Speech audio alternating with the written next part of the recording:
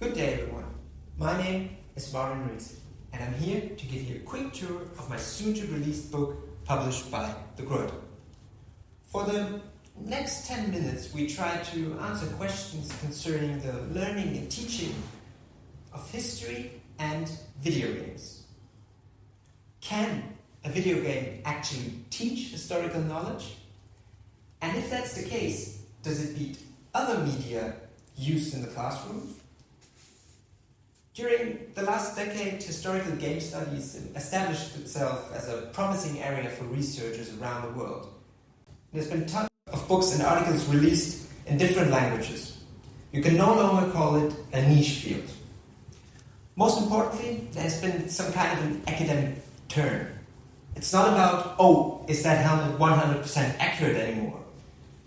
But rather, what ways of historical thinking does the game invite? Most publications speculate about how games impact historical views and knowledge of the players. This evidence gap is the sweet spot for my study.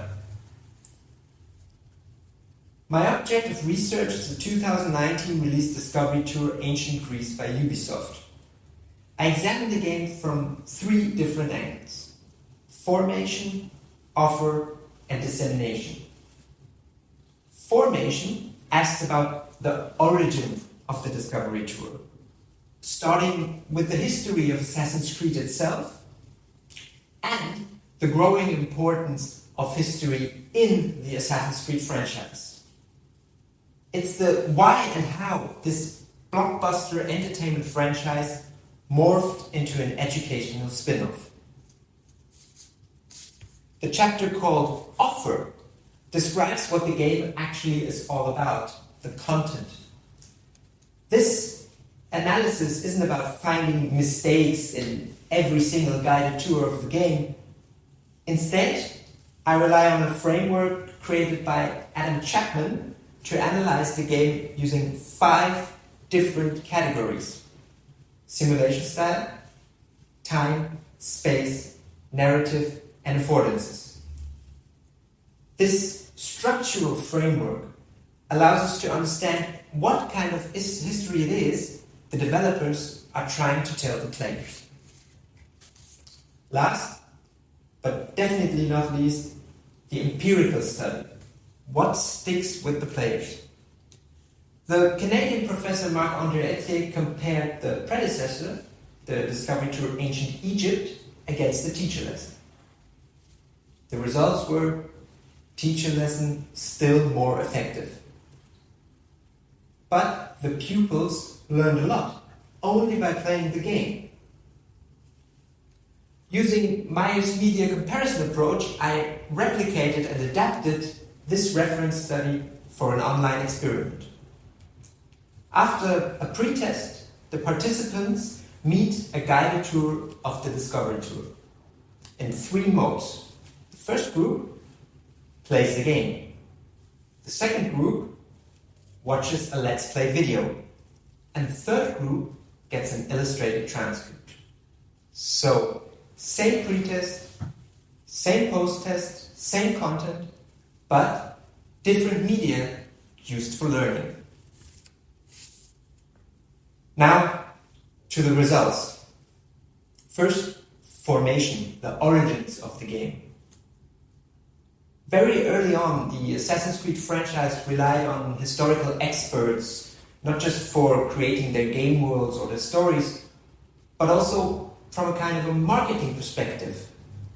Historical accuracy became sort of a unique selling point for the franchise and a big part of its identity. The players expect Ubisoft to deliver an authentic past through Assassin's Creed. So they wanted to be the first studio to use this blockbuster production value and create a classroom-ready learning tool. The Discovery Tour itself, as a standalone game, is worth it, it's unique, but its DNA, its core, still remains entertainment. But why is that? What does the game offer to the players. The Discovery Tour, as a result, is a collision of game aesthetics, gameplay mechanic decisions, and scholarly reconstruction. The scenery itself, the game world, remains unchanged compared to the original Assassin's Creed Odyssey. That means all the factual and the fictional elements are included. A lot's happening through what we call environmental storytelling. That means that the game world is shaping the historical views of the players while playing the game. Compared to the original game, though, there's not much agency. Of course, you can still move around freely through the game world, choose which tours to take, which tours not to take. Those guided tours are very guided, though, and without any challenge and just very little feedback. Usually two elements which are at the core of successful games. According to Chapman, we can call the Discovery Tour a heritage environment, which means that the playable character is not a protagonist of a story, but more of a tourist visiting an open-world museum. However, this museum can actually teach historical knowledge, which brings us to the results for dissemination. Across all 94 participants, the comparison from pre to post-test took a 20% point leap. Every medium, game, video, and transcript was successful. Teenagers and young adults can learn with the content of the Discovery Tour, on their own, without a teacher or instructor present. But does this interactivity of the game beat the text or the video? Post-test says no. Video was the most effective in points difference and effect size using the media comparison approach. Interactive play seemingly offers no advantage.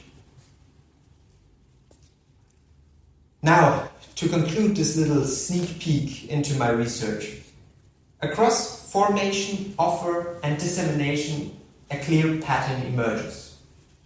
Ubisoft used their focus on historical content to create a really unique learning tool.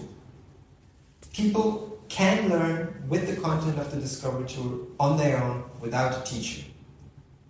But there's no advantage compared to other media.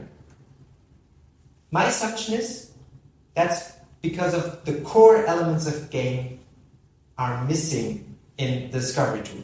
Choices, feedback, challenge is missing compared especially to the original series Assassin's Creed. Ubisoft is aware of that. In the successor, Discovery Tour Viking Age, the players take the role of a historical actor, not just a visitor. But we have to stay realistic. I'm a teacher myself. Students like the blockbuster, not the education tool. The task for us educators is to combine games and play with our teaching methods. The deciding factor for success isn't, is this game especially made for learning, but our didactic employment. I'm convinced that not only educational games, but commercial games as well can reach curricular goals. But only when properly used. We cannot treat them as the holy grail of education, a one-size-fits-all approach, but as an additional form of media in the classroom. The Discovery Tour might be only the first glance at a corporate education push. We, as history educators, have to look into this kind of media to stay part of the game, as you may say. Thank you.